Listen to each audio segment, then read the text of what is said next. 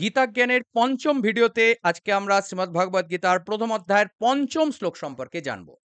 ধৃষ্টকেতুশ্চকিতানः ধৃষ্টকেতুশ্চকিতানः কাশীরাজশ্চ বীর্যবান কাশীরাজশ্চ বীর্যবান। দেখুন উচ্চারণটাকে ঠিকভাবে শিখতে হবে। পাঠ করতে আমরা ঠিকভাবে শিখব, সঠিক উচ্চারণের সঙ্গে।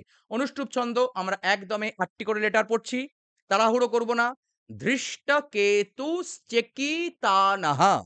ধৃষ্টা, দৃষ্ট নয় কিন্তু। ওকার নেই যে আমরা বলব ধৃষ্ট, না।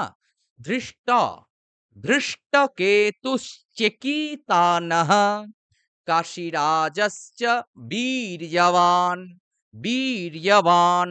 কেন? বয়ে দীর্ঘ, দীর্ঘিকার রয়েছে, আমরা দীর্ঘস্বর টানব। পুরুজিত কুন্তি ভোজশ্চ, পুরুজিত কুন্তি ভোজশ্চ, ভয় ওকার অর্থাৎ দীর্ঘস্বর। শৈব্যশ্চ নরপুঙ্গবঃ, শৈব্যশ্চ নরপুঙ্গবঃ। তাহলে আমার সঙ্গে একবার পাঠ করার প্র্যাকটিস করুন শ্লোকটি। ধৃষ্টকেতুশ্চকিতানः কাশীরাজশ্চ বীর্যবান পুরুজিত কুন্তিভোজশ্চ শৈব্যশ্চ নরপুঙ্গবঃ। কোথাও বুঝতে অসুবিধা হচ্ছে কিনা, কোনো জায়গায় শান্তে অসুবিধা হচ্ছে কিনা নিচে অবশ্যই কমেন্ট করে জানাতে ভুলবেন না। প্রত্যেকটি শ্লোকের বঙ্গানুবাদ জানতে হলে বা ব্যাখ্যা জানতে হলে এই চ্যানেলের গীতামৃত প্লেলিস্টটিকে অবশ্যই ফলো করবেন।